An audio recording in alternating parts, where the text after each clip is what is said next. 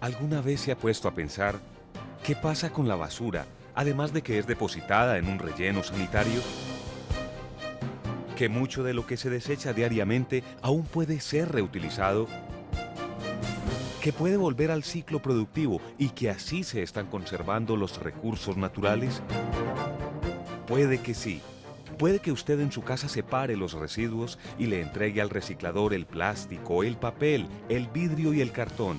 Pero solo con mirar las calles antes de que pase el carro recolector, nos podemos dar cuenta que esta no es la realidad.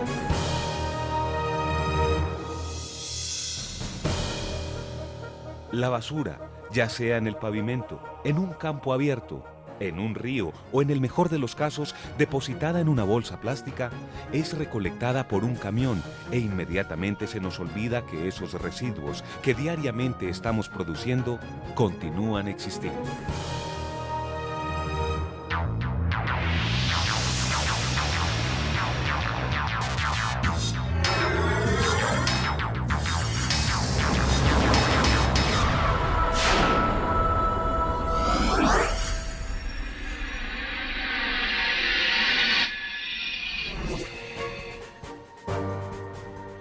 Hoy, residuos o basuras.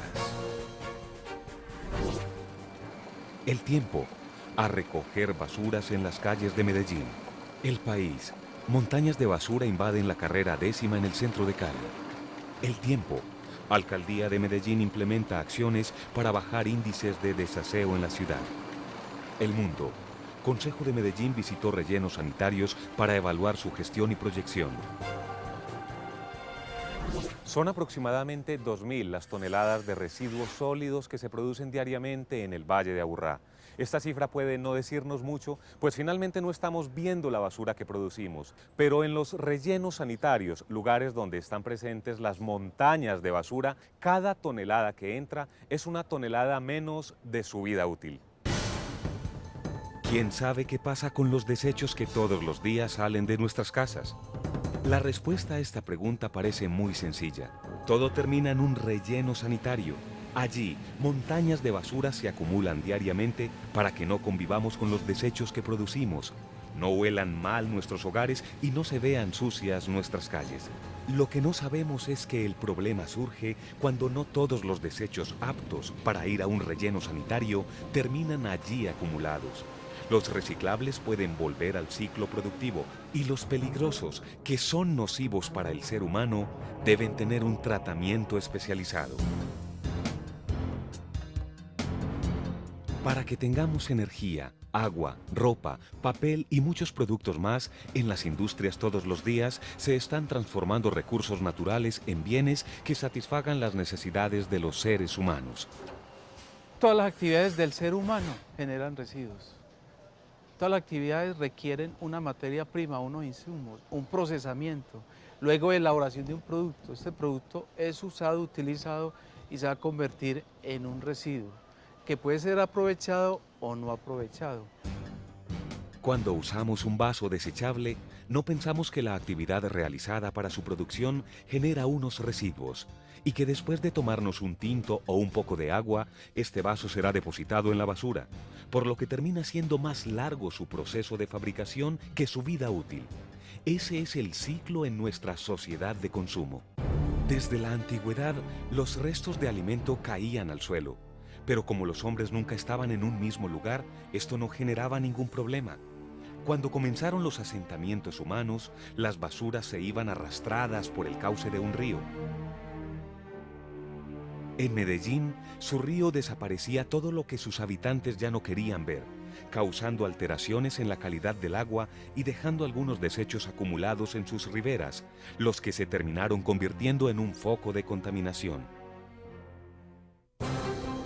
En la década del 70 fue Moravia, un lote ubicado a las afueras de la ciudad, donde se comenzaron a depositar todos los desechos sin ningún tratamiento.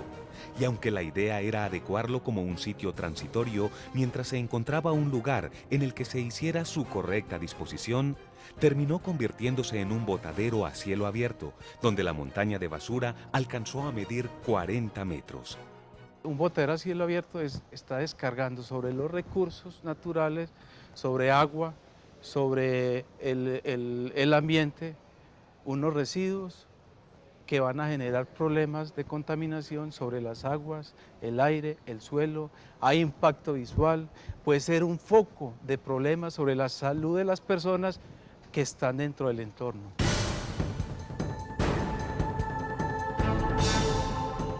Allí se asentó una población que vivía de los residuos que allí se depositaban en unas condiciones realmente infrahumanas. Fueron cantidades de personas, fueron más de 450 familias, y que ellos prácticamente derivaban su sustento de la basura que allí era arrojada. Entonces realmente para la ciudad fue una época bastante compleja. Por eso se tomó la decisión y inclusive en ese entonces, mediante una resolución, fue que se determinó que Moravia se cerraba y que era una obligación iniciar con un relleno sanitario, y de ahí se derivó la curva de Rodas.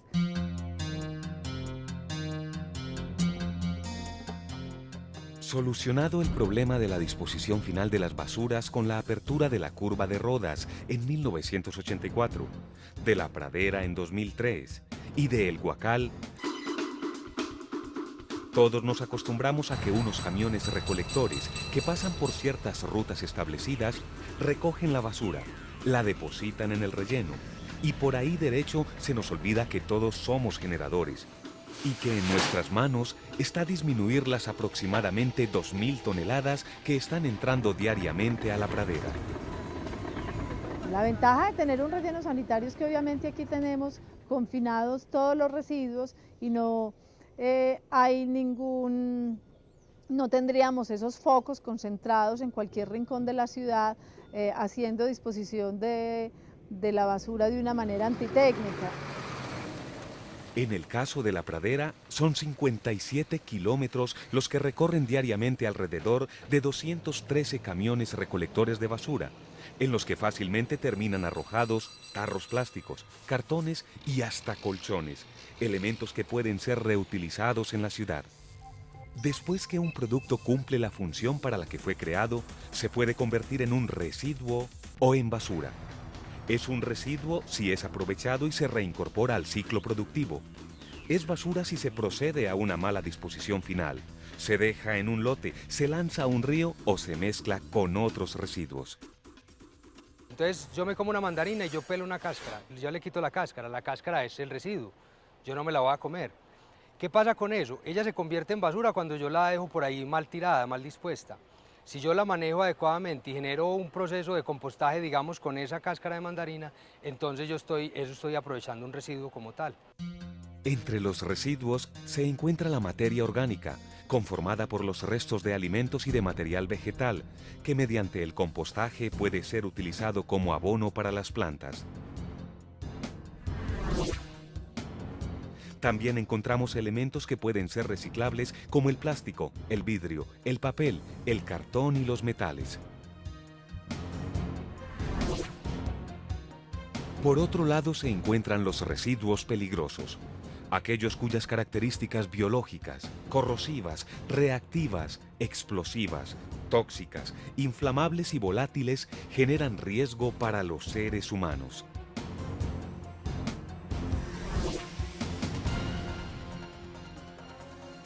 Y como si fuera poco, también están los escombros, porque cuando llegamos a habitar una casa nueva, los restos de ladrillo, cemento, tierra y roca, los residuos de una construcción ya han sido removidos. Cuando no son llevados a las escombreras, lugares acondicionados para su disposición, terminan en las riberas de un río. Hay residuos que, separados en fuente, pueden ser orientados de nuevo a la industria y no dejarlos llegar al sitio de disposición final. Entonces, el aprovechamiento tiene que ver con la separación en fuente, el adecuado almacenamiento, el adecuado transporte, recolección, tratamiento y disposición final. Hay que tener en cuenta todos esos componentes. A pesar de que esta información se ha repetido muchas veces, hay cartillas, talleres de capacitación, las calles están llenas de canecas marcadas con el residuo que debe ser depositado en ellas, Al relleno sanitario continúa llegando la materia orgánica mezclada con plástico, papel, cartón, incluso ropa vieja, colchones, pilas y chatarra.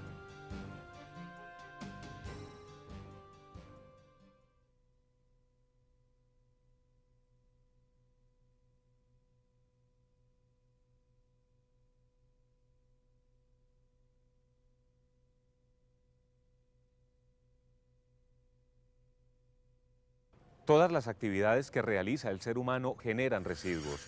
Cada proceso productivo necesita una materia prima que es transformada en un bien que va a ser consumido en el mercado. Luego, cuando termine su vida útil, el producto quedará convertido en un residuo.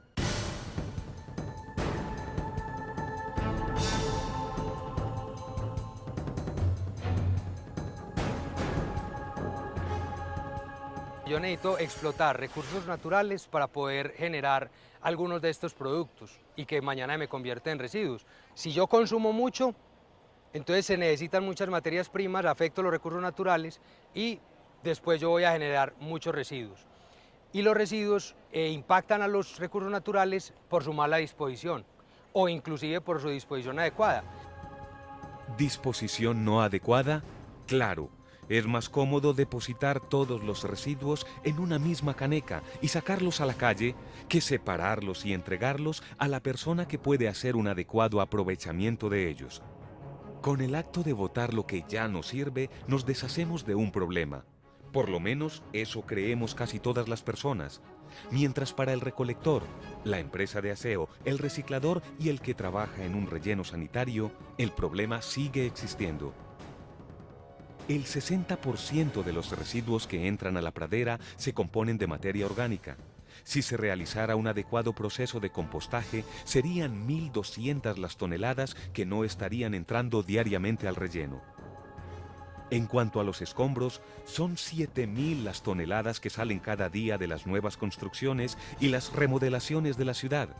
De ellas, un 70% podría utilizarse nuevamente en vez de terminar en una escombrera.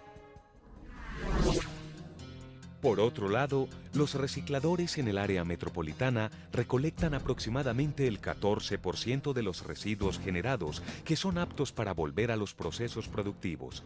Pero la potencialidad de reciclaje podría ser mucho más alta si los residuos se separaran adecuadamente en las casas y se entregara este material a los recuperadores.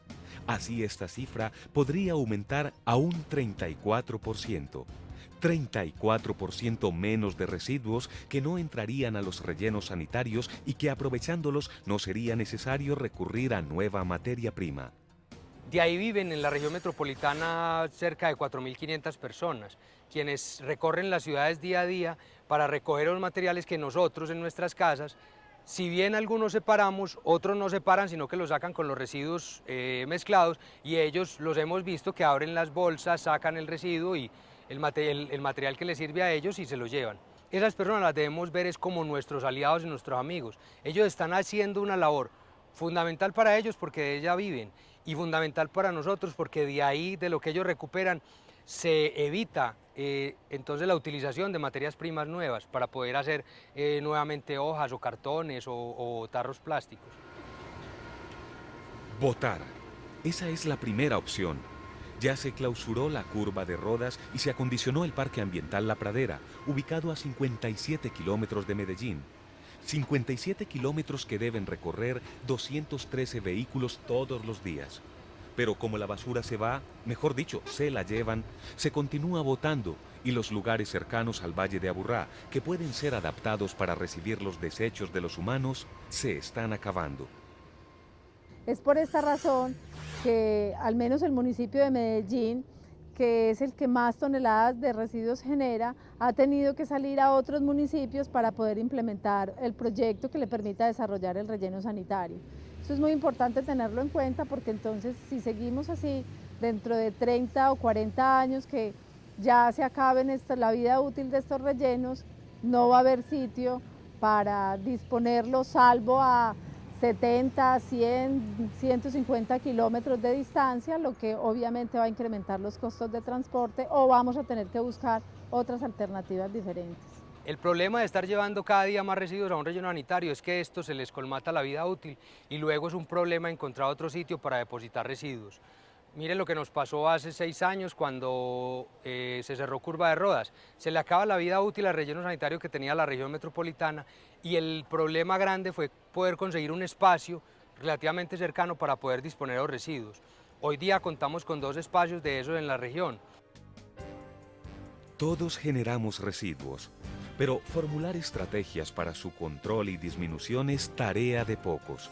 Las autoridades ambientales, conscientes de la problemática, en conjunto con las universidades, han investigado y planteado estrategias y algunas posibles soluciones que no logran ser efectivas si en ellas no se involucra a toda la sociedad. Una de ellas es el Plan de Gestión Integral de Residuos Sólidos Regional, proyectado a 15 años. Entre sus proyectos se encuentran dignificar el trabajo de los recicladores, el establecimiento de rutas de recolección que lleguen hasta lugares de difícil acceso y el máximo aprovechamiento de la materia orgánica y los escombros. Adicionalmente han diseñado campañas de sensibilización y educación para que en la sociedad se vaya cambiando la mentalidad. Ese plan te dice maneja bien los residuos para que evites la generación, para que disminuya esa cantidad de residuos que hay y para que aproveches más de lo que se tiene, de lo que nos está dando hoy la tierra, de tal manera que buscar más recursos naturales para proveer bienes y servicios para la región. Las empresas tienen solucionado el problema de recolección, transporte y disposición final. Ya se tratan los lixiviados. El problema más grande que hay es la falta de conciencia social, el trabajo con las comunidades. Dentro de este plan se formularon proyectos que van orientados en este sentido, en sensibilizar a la comunidad frente al manejo de los residuos. Este plan fue resultado del decreto 1713 de 2003, en el que se reglamenta la gestión integral de los residuos sólidos, lo cual debe empezar desde el sector industrial. Como la mayoría de los habitantes del Valle de Aburrá laboran en él, la cultura en su manejo y prevención se puede replicar en sus hogares. Por otro lado, el decreto 4741 de 2005 reglamenta el manejo adecuado de los residuos peligrosos, un proceso más estricto en el que se involucran compañías especializadas en su tratamiento. Pero aunque no lo creamos, los residuos peligrosos no son solo un problema de las industrias. En nuestras casas también fácilmente podemos encontrarlos. Un ejemplo sencillo: los medicamentos vencidos. Es muy importante saber identificar un residuo peligroso, digamos de un ordinario, aunque nosotros en nuestros hogares tenemos residuos peligrosos. En todas las casas nuestras vamos a encontrar pilas, vamos a encontrar baterías, vamos a encontrar incluso el limpio que nosotros usamos es un residuo de carácter peligroso. Entonces es muy importante esa diferenciación porque cuando van a un relleno sanitario, cuando se hace una mala disposición de estos residuos, digamos que puede contaminar las aguas subterráneas del terreno donde está el relleno sanitario, puede afectar obviamente el suelo en sí, la estabilidad del relleno y también puede ocasionar, digamos, alteraciones al aire como tal. Ahora hay planes, hay leyes, hay campañas de sensibilización. Casi todas las personas estamos familiarizadas con el reciclaje. Entonces, ¿por qué no disminuyen los residuos? ¿Por qué vemos bolsas llenas de basura mezclada? ¿Por qué las baterías están en la misma bolsa que el plástico? ¿Por qué todo lo sacamos para que se lo lleve el camión? ¿Por qué no facilitamos el trabajo del reciclador?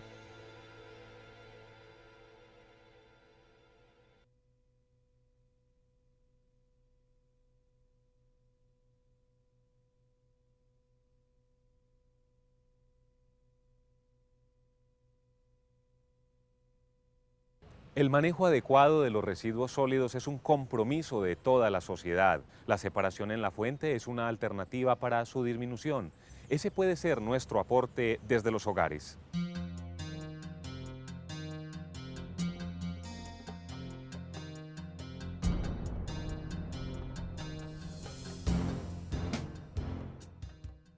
Para que se cambie la mentalidad pues, de las personas o la retomemos y podamos manejar adecuadamente nuestros residuos y además generemos mucho menos cada día, es por la educación. O sea, ese es el método y el medio del cual debemos seguir trabajando intensamente. En eso ya han habido muchas campañas, a través de las autoridades, a través de las empresas privadas, de las empresas de recolección de servicios, pero que hay que seguir en ello. Y también habrá que buscar un momento en el cual se tenga que también de pronto sancionar. Porque es que si bien nosotros no estamos haciendo las cosas de separar nuestros residuos, de generar menos, entonces tendrá que haber algo en lo cual a mí me motive, y si no me ha motivado la educación y el contaminar menos, entonces que sea lo económico lo que sí me motive para hacerlo. Falta que nosotros sepamos que es muy importante para evitar los problemas ambientales que hagamos separación en la fuente, que haya disminución de la producción de residuos sólidos. Esto es un proceso a largo plazo, es un cambio cultural. Para mí ese es el problema más grande que tiene el manejo de los residuos sólidos. En el primer año de funcionamiento de la pradera se realizó un proceso de tratamiento y disposición final de los residuos sólidos. En una planta, 450 personas se dedicaban a separar todos los desechos que ingresaban al lugar, con el objetivo de encontrar aquello que podía retornar a la ciudad y volverse a vincular al círculo productivo.